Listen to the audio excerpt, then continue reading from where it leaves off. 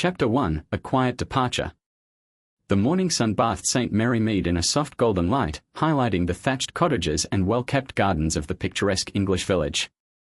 Birds chirped cheerfully, and the air carried the mingling scents of blooming roses and freshly baked bread drifting from Mrs. Dobbin's bakery.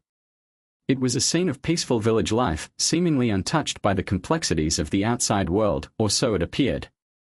Miss Marple strolled along the cobbled path leading to St. Peter's Church, her knitted shawl draped neatly over her shoulders. The village was abuzz with whispers of Mrs. Sylvia Carraway's sudden passing. A reclusive widow, Mrs. Carraway had long been a subject of quiet speculation among the villagers. Known for her sharp tongue and peculiar habits, she rarely participated in the cheerful gossip that animated St. Mary Mead. As Miss Marple approached the church, she observed a modest gathering for the funeral. The turnout was sparse, yet each mourner carried an air of subdued sorrow, tinged with something less easily defined. Among the attendees were distant relatives, Mr. Thomas Carraway, Sylvia's elder brother and manager of the family estate, and Miss Beatrice Harcourt, a niece from London. A young maid named Emily stood quietly among them, her demeanour noticeably tense. Taking a seat near the back of the church, Miss Marple discreetly observed the congregation. The interior was simply adorned, with white lilies carefully arranged around the altar. The Reverend began the service with a solemn prayer, his voice steady but lacking the usual warmth Miss Marple had come to expect. As the ceremony unfolded, her keen eyes noted subtle exchanges, Mr. Carraway's stiff, controlled demeanour as he spoke with Miss Harcourt, who appeared more expressive. Emily, meanwhile, seemed unusually withdrawn, her eyes darting around as though guarding a secret. After the service, the mourners moved toward the burial site beneath the sprawling branches of an ancient oak tree. The atmosphere was heavy, not just with grief but with something unspoken. As the attendees began to disperse, Miss Harcourt hesitated before approaching Miss Marple. "I'm so grateful you could come today, Miss Marple," she said softly. Sylvia was difficult, but she had her reasons. Miss Marple offered a kind smile. She certainly was a woman of strong character. "I hope you are holding up well." Miss Harcourt nodded, her eyes glistening with unshed tears. "It's been a trying time. The family is not as united as one might hope." Miss Marple noted the hesitation but chose to remain reserved. "If there's anything I can do, please don't hesitate to ask." Miss Harcourt thanked her before excusing herself. As she left, Miss Marple's gaze fell upon Emily, who was speaking in hushed tones with Mr. Carraway. The maid's nervous fidgeting only deepened Miss Marple's growing suspicions. Later that afternoon, as Miss Marple enjoyed a cup of tea at the village green cafe, she reflected on the day's events.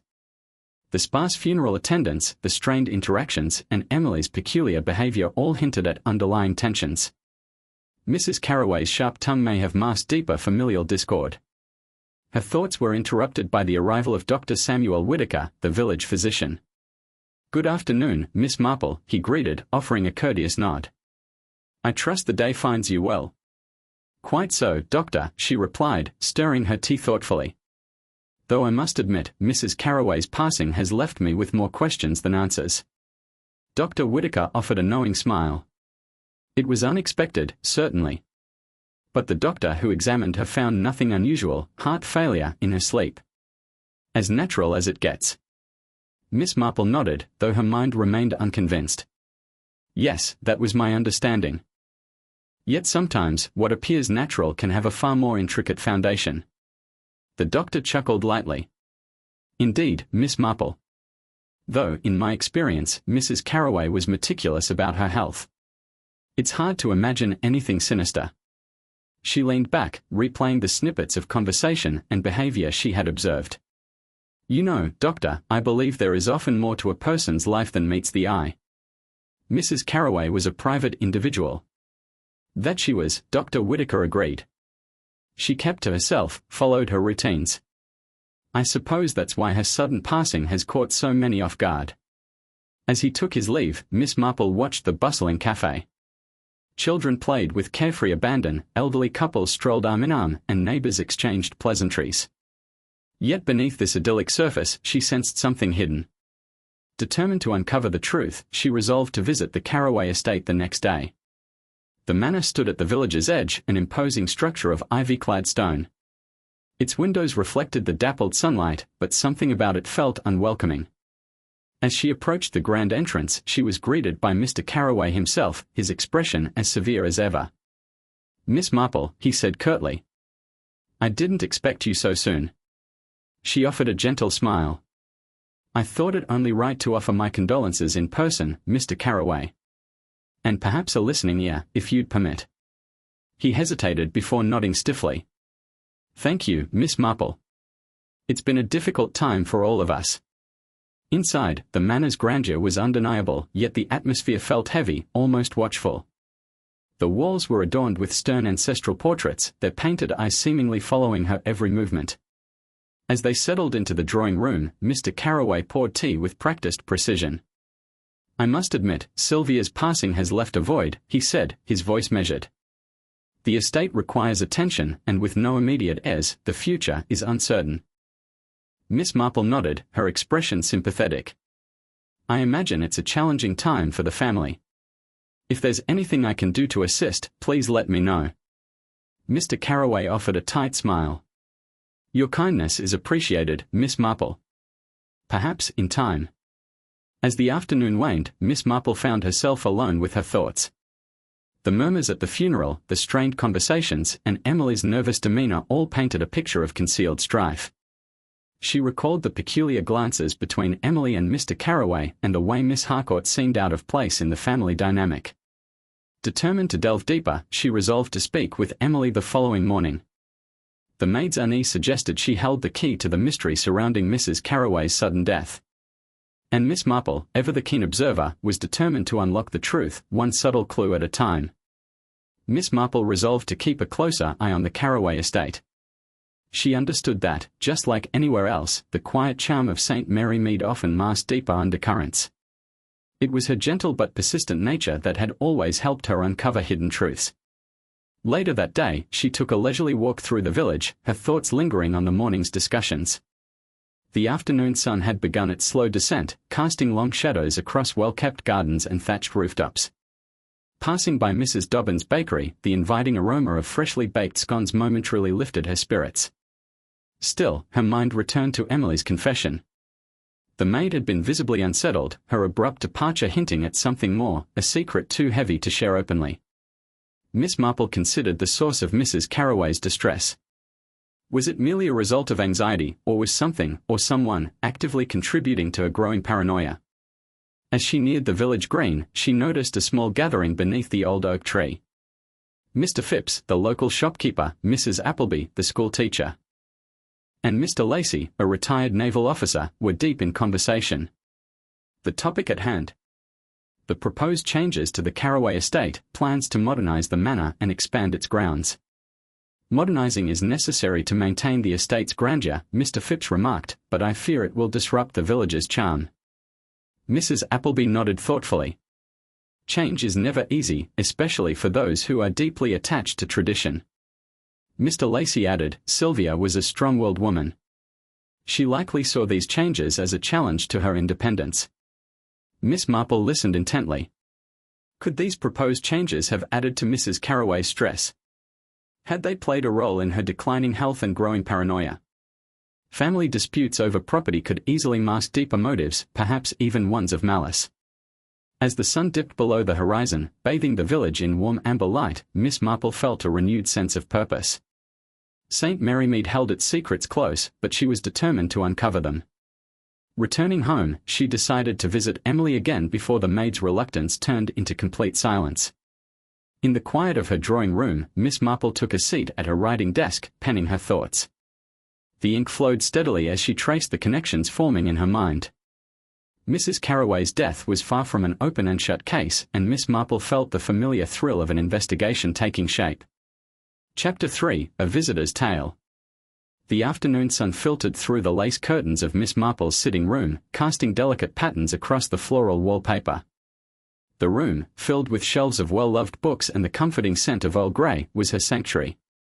She sat by the window, knitting a scarf for the coming winter, her sharp eyes drifting occasionally to the garden where children played under their mother's watchful gaze. A gentle knock at the door pulled her from her thoughts. When she opened it, Colonel Arthur Bantry stood on the threshold, as impeccably dressed as ever, despite his years of retirement. His visits were always welcome, his presence brought both order and lively discussion to her otherwise quiet days. "Good afternoon, Miss Marple," he greeted warmly, removing his hat. "I hope I'm not disturbing you." "Not at all, Colonel," she replied, setting her knitting aside. "Do come in." Settling into the armchair opposite, the Colonel adjusted his spectacles and took a sip of tea. "I wanted to speak with you about something rather peculiar," he began, his tone laced with curiosity. "It concerns the late Mrs. Sylvia Carraway." Miss Marple leaned forward, intrigued. "Oh? What about her?" "My wife, Dolly, mentioned something rather interesting the other day," he continued. Apparently, Mrs. Carraway had been receiving visits from a traveling antiques dealer, Mr. Redcliffe. He seemed particularly interested in her collection. Miss Marple's fingers tightened slightly around her teacup. "A traveling antiques dealer, you say? And was he a frequent visitor?" "Oh yes," the Colonel confirmed. "He was quite persistent, always eager to meet with her. But here's the curious part, Sylvia's estranged nephew, Lionel, has also been making appearances." He paused, gauging Miss Marple's reaction. They hadn't spoken in years. Miss Marple's eyes glimmered with curiosity. An estranged nephew and an antiques dealer, both taking a sudden interest in Mrs. Carraway's estate. That does add an interesting layer to the situation. "There's more," Colonel Bantry said, lowering his voice. "Sylvia recently spoke of drafting a new will. But to our knowledge, no one has seen it." Miss Marple's mind whirred. A new will could change everything, especially with inheritance at play. "And no sign of this document?" she asked. The Colonel shook his head.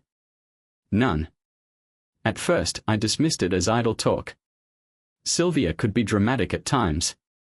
But now, considering everything that has happened, I'm not so sure."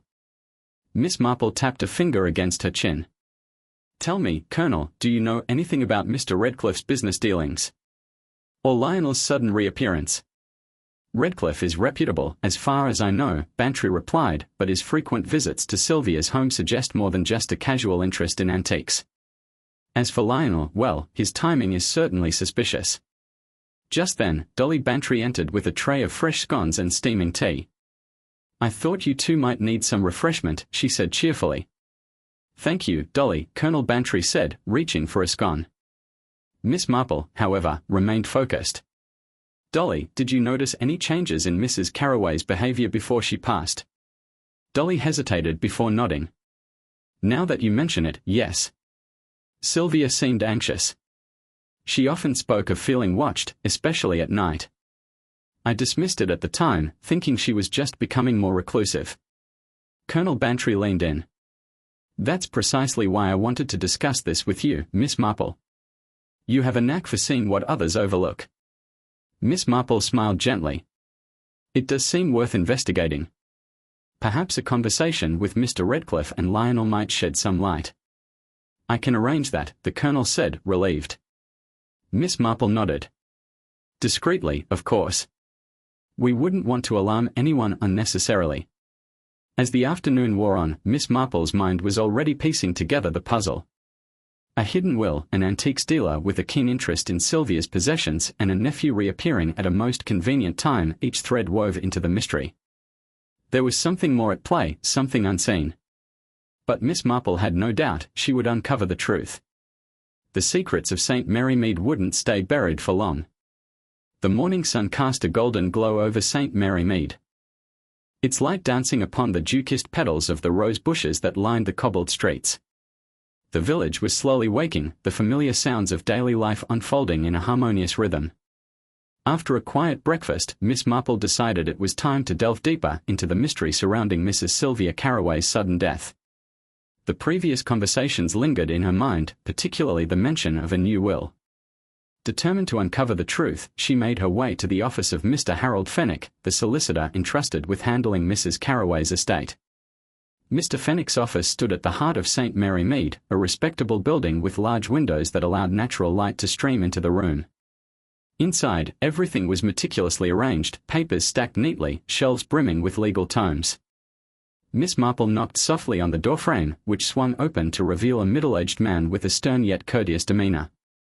"Good morning, Miss Marple," Mr. Fenwick greeted her, his voice steady. "Please, come in." Miss Marple smiled warmly and took a seat opposite his large mahogany desk. "Good morning, Mr. Fenwick. Thank you for seeing me on such short notice." "Of course," he replied, adjusting his spectacles. "How can I assist you today?" Miss Marple leaned forward, her keen eyes studying his face. "I wanted to discuss the matter of Mrs. Carraway's will.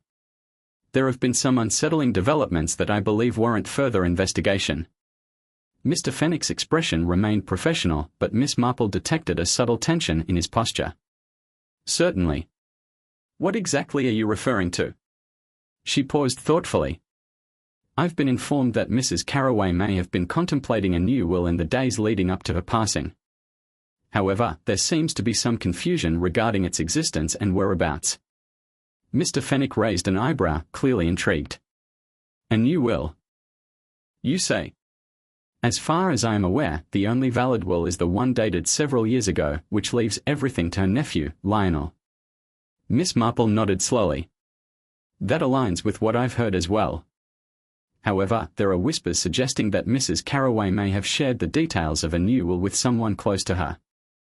Mr. Fenwick leaned back, steepling his fingers. "I assure you, Miss Marple, that all relevant documents have been accounted for. The will on file is the most recent one submitted by Mrs. Carraway. If a new will had been drafted, it should have been lodged here immediately." Miss Marple's gaze didn't waver. "And that is precisely why I find this situation peculiar. If Mrs. Carraway did draft a new will, it appears to have vanished. Such an occurrence is highly irregular and suggests that someone may have tampered with the documents." Mr. Fenwick sighed, running a hand through his graying hair. "I must admit, Miss Marple, this is the first I've heard of any such thing. Our procedure is strict. Once a will is signed, it is promptly filed and copies are securely stored." Miss Marple considered his words carefully. "If the new will did exist, who else besides yourself would have had access to it?" "Only those directly involved in the estate's management," he replied. "That includes my assistant, Miss Clara Hughes, and the butler, James. Both are trusted members of the household staff." Miss Marple thanked him for his time and left the office, her thoughts swirling with suspicions. The idea that someone within the household might have a motive to tamper with the will was unsettling, yet entirely plausible given the strained relationships she had observed. Later that afternoon, Miss Marple returned to the Carraway estate.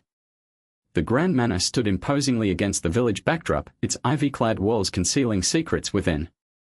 She was greeted once more by James, the butler, whose polite demeanor remained unchanged despite the growing tension in the household. "Good afternoon, Miss Marple," he greeted her formally. "Is there something more I can assist you with today?" Miss Marple smiled gently. "Good afternoon, James.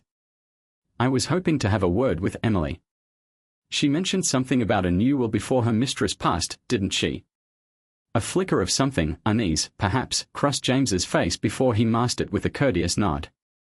"I believe so, Miss Marple. Emily is in the kitchen at the moment, but I can have her join you shortly." Miss Marple nodded and took a seat in the drawing room, the opulent decor contrasting with the undercurrent of unease that seemed to permeate the household. After a short wait, Emily entered. Her usually composed facade was now marred by visible distress, her hands twisting anxiously in her lap.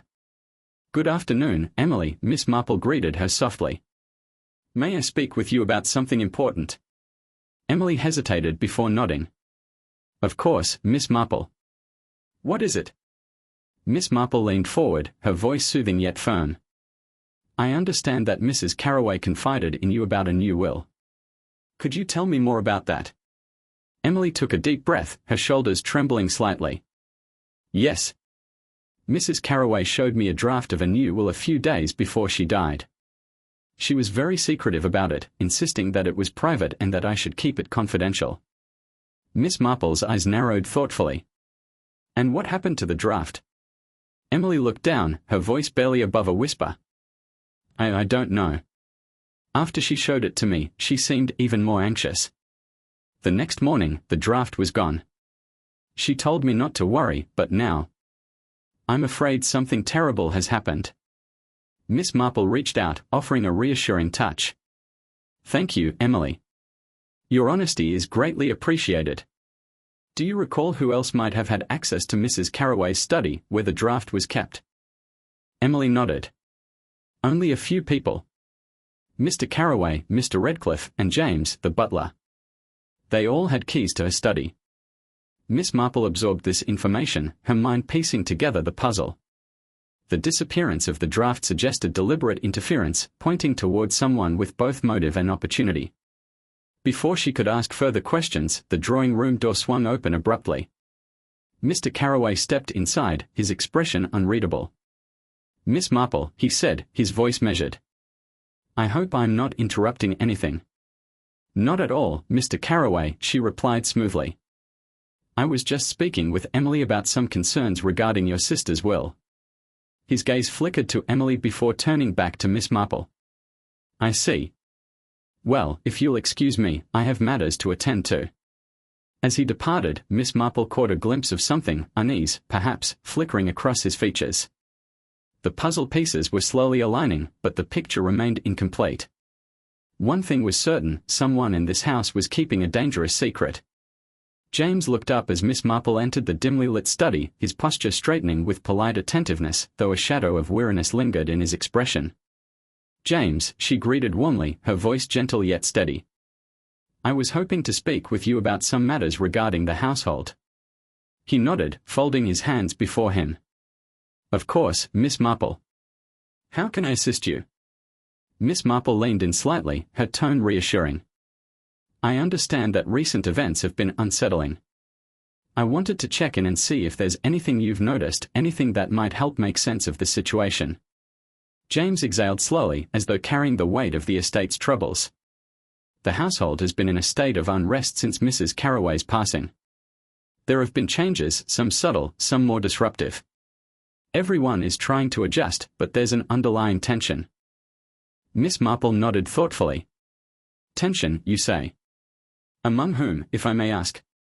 James hesitated for a moment, choosing his words carefully. There's a certain strain between Mr. Carraway and Lionel. Their conversations have been curt, even edged with frustration.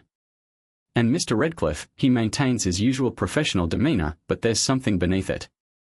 An impatience, perhaps. Miss Marple absorbed his words, her sharp mind piecing together the puzzle. Thank you, James. Your observations are invaluable.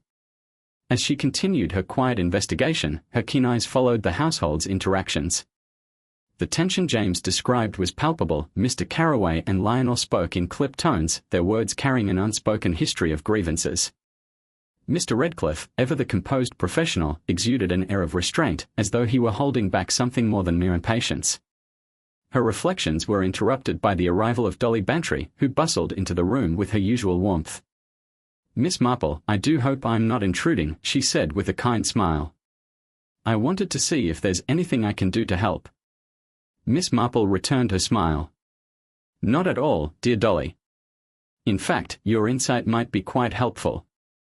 Have you noticed anything peculiar about Mrs. Carraway in the days before her passing?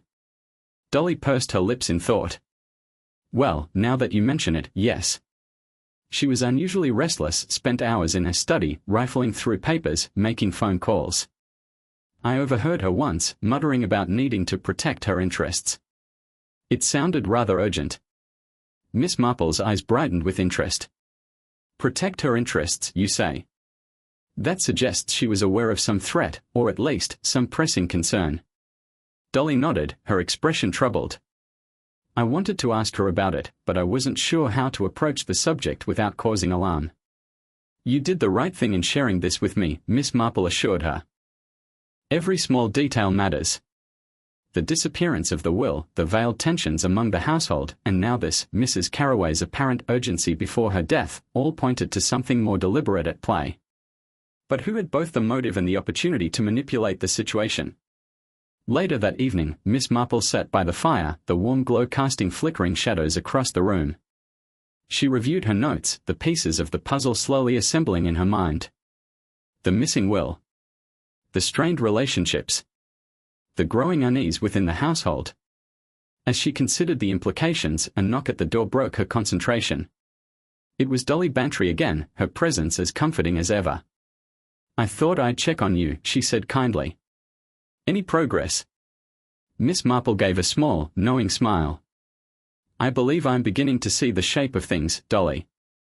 There are still gaps, but I have no doubt the truth will emerge soon." Dolly nodded, her brow furrowing slightly. "If there's anything I can do—" "I know, dear," Miss Marple interrupted gently. "And I appreciate it." As Dolly departed, Miss Marple felt a renewed sense of determination. Beneath the serene veneer of St. Mary Mead, ambition and deceit stirred. The answers were within reach, hidden in careful words, in subtle glances, in the tension that hummed just beneath the surface. She only needed to keep watching. And waiting. The truth had a way of revealing itself in time. Miss Marple's eyes were warm yet piercing as she regarded Emily. "Did you notice anything unusual about Lionel's behavior that evening? Anything that seemed out of the ordinary?" Emily hesitated for a moment, her brows knitting together in thought. "He seemed more tense than usual, Miss Marple. I saw him going in and out of Mrs. Carraway's study, carrying some papers. He barely spoke a word, but something about the way he moved, it was as if he was hiding something." Miss Marple made a mental note of this. "Thank you, Emily. Your honesty is much appreciated. If you recall anything else, no matter how small, please let me know." She then recounted Mrs. Clement's account of the strange noises on the night of Mrs. Carraway's passing, her tone thoughtful yet probing. "A faint cry followed by silence, it suggests someone may have been in distress or perhaps attempting to conceal something." Dolly Bantry, seated nearby, looked pensive. "It's possible Mrs. Carraway was suffering from severe anxiety, maybe even paranoia. The noises could have been a manifestation of her stress." Miss Marple nodded but remained unconvinced. "Or perhaps there was a real disturbance, someone trying to gain access to the estate or interfere with the Carraway family's affairs." Colonel Bantry frowned slightly. "That's a troubling thought. But we must consider all possibilities. Mrs. Carraway was known to be meticulous and strong-willed. It's hard to imagine someone wanting to harm her." Miss Marple's eyes gleamed with determination. "True, Colonel, but we must leave no stone unturned. The fact that Lionel was present that night is significant, it places him at the scene shortly before her death. I intend to look further into his activities." Dolly Bantry's voice was gentle but firm. "Do you think Lionel could be involved? He did have a motive, considering the will and the estate." Miss Marple offered a reassuring smile. "At this stage, Dolly, it's too early to make any conclusions. My role is simply to gather the facts and observe behavior. Sometimes, the smallest details reveal the greatest truths." Later that afternoon, Miss Marple decided to visit Emily once more, hoping to glean additional insights from the distressed maid. She found her in the kitchen, busy preparing tea, her hands moving hurriedly, her eyes darting nervously around the room. "Good afternoon, Emily," Miss Marple greeted softly. "May I have a word with you?" Emily looked up, her expression weary but receptive. "Of course, Miss Marple. How can I help?" Miss Marple took a seat at the small kitchen table, her gaze kind yet searching. "I wanted to ask about the night of October 3rd. Mrs. Carraway mentioned a new will to me before her passing. Did she say anything else that might help us understand her state of mind?" Emily hesitated, her fingers twisting the edge of her apron. She was very secretive that evening. She kept to herself, working late in her study. I heard her pacing, muttering about the importance of protecting her interests. Miss Marple nodded, absorbing the information. "And did she have any visitors that evening? Anyone unusual?" Emily shook her head. "No, Miss Marple. The only person who stayed overnight was her nephew, Lionel. He claimed he wanted to mend their relationship, but he was awfully quiet." Miss Marple's gaze sharpened. "Did he seem different from usual?" Emily thought for a moment before replying, "Yes. He was unusually tense. I saw him moving in and out of her study, carrying papers. He didn't say much, but something about him felt off, like he was hiding something." Miss Marple tucked this information away, offering Emily a reassuring nod. "Thank you, Emily. If anything else comes to mind, don't hesitate to let me know." Back at her home, Miss Marple sat by her fireplace, the flickering flames casting dancing shadows on the walls. She reviewed her notes, the vicar's wife's account, Emily's observations, Lionel's peculiar behavior. The puzzle pieces were slowly falling into place, pointing toward a deeper, more intricate mystery. Her thoughts were interrupted by a soft chime at the door. It was James, the butler, carrying a fresh pot of tea. "Here you are, Miss Marple. I thought you might like a refill." Miss Marple smiled warmly. "Thank you, James.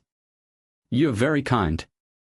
As she sipped her tea, her mind remained sharp with determination. The voices in the night were but one part of a larger enigma, and she was resolute in uncovering the truth behind Mrs. Carraway's death. In the quiet village of St. Mary Mead, beneath its serene facade, shadows of deceit and ambition were beginning to emerge. Miss Marple would see to it that the truth came to light, one thoughtful observation at a time. Miss Marple greeted Mr. Redcliffe warmly, her kind smile putting him at ease. "May I join you for a moment?" Mr. Redcliffe looked up, momentarily surprised, before nodding. "Miss Marple, of course. Please, have a seat." She settled into the chair opposite him, her eyes keen with interest. "I hope you're finding some comfort in our lovely village during this difficult time." He offered a small, wistful smile. "Thank you, Miss Marple. It has its comforts, certainly." Miss Marple leaned in slightly, her voice gentle yet probing. "I wanted to ask you about Mrs. Carraway's estate. You mentioned she was interested in expanding her collection. Could you tell me more?" Mr. Redcliffe sighed, his gaze momentarily drifting to the window before he turned back to her. Mrs. Carraway had an exceptional eye for antiques. She sought pieces that were not only beautiful but carried historical significance. Lately, she had expressed interest in acquiring rare items to further enhance her collection. Miss Marple nodded thoughtfully. "I understand you were particularly interested in a gold brooch. Could you tell me more about it?" A shadow flickered across Mr. Redcliffe's face, his expression growing serious. "Yes, the brooch. It was a remarkable piece, gold filigree, exquisitely crafted. What made it truly unique was a hidden compartment, designed to hold a small keepsake or document. Mrs. Carraway mentioned that she was considering selling it, but she hadn't made a final decision." Miss Marple's eyes sharpened with curiosity. "A hidden compartment, you say? Did she ever mention what she planned to keep inside?" Mr. Redcliffe hesitated, then met her gaze with a hint of unease. And she was resolute in uncovering the truth behind Mrs. Carraway's death. In the quiet village of St. Mary Mead, beneath its serene facade, shadows of deceit and ambition were beginning to emerge. Miss Marple would see to it that the truth came to light, one thoughtful observation at a time. Miss Marple greeted Mr. Redcliffe warmly, her kind smile putting him at ease. "May I join you for a moment?" Mr. Redcliffe looked up, momentarily surprised, before nodding. "Miss Marple, of course. Please, have a seat."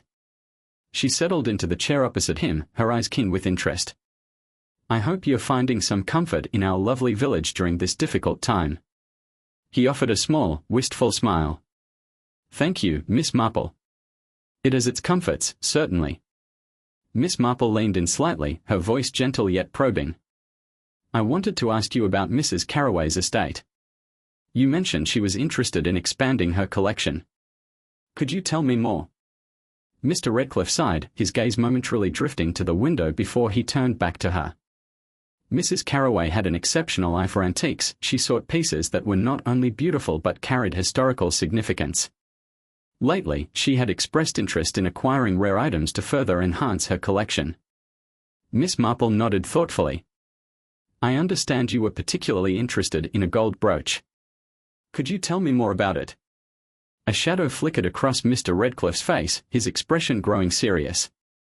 "Yes, the brooch. It was a remarkable piece, gold filigree, exquisitely crafted. What made it truly unique was a hidden compartment, designed to hold a small keepsake or document.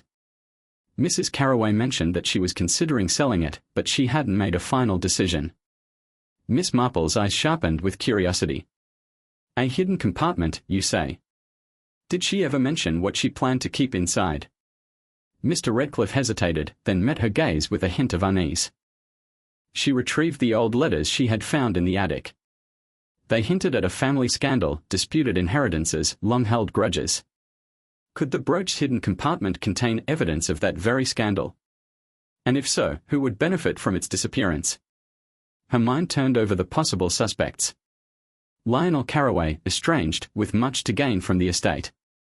Mr. Redcliffe, an antiques dealer who might wish to control the heirloom's fate.